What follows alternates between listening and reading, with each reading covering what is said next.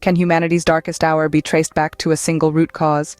The Rwandan Genocide, a gruesome chapter in human history, begs such introspection.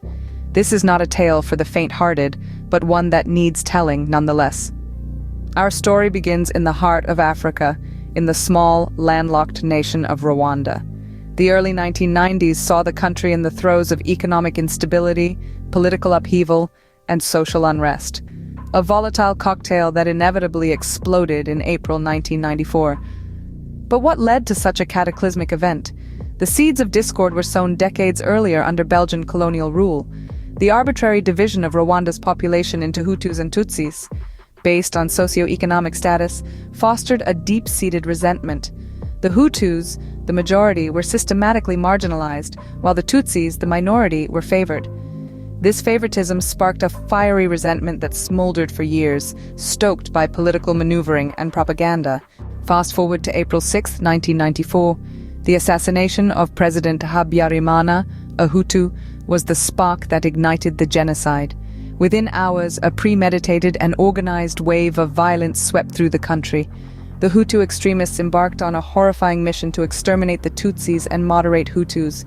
The world watched in disbelief as close to 800,000 lives were brutally snuffed out in a mere 100 days. The genocide finally ended when the Rwandan Patriotic Front, a Tutsi-led rebel group, seized control of the country. The aftermath, however, was just as devastating. The country was left in ruins, its social fabric torn apart. Millions were displaced, and the wounds of the genocide ran deep. And yet, Rwanda's story did not end in despair. Over the years, the country has made significant strides towards recovery and reconciliation. Under President Paul Kagame's leadership, Rwanda has experienced a remarkable turnaround. Despite criticisms of authoritarianism, Kagame's focus on unity through economic development has been a beacon of hope for the country. But the journey towards healing is far from over.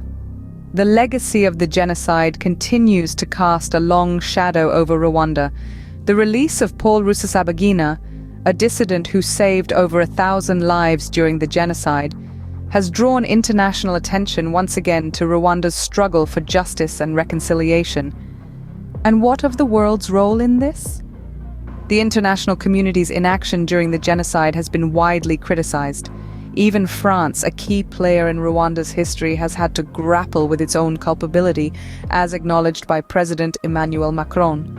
In conclusion, the Rwandan genocide is a chilling reminder of humanity's capacity for unspeakable cruelty, but it is also a testament to our ability to rise from the ashes, to seek justice, and to strive for reconciliation.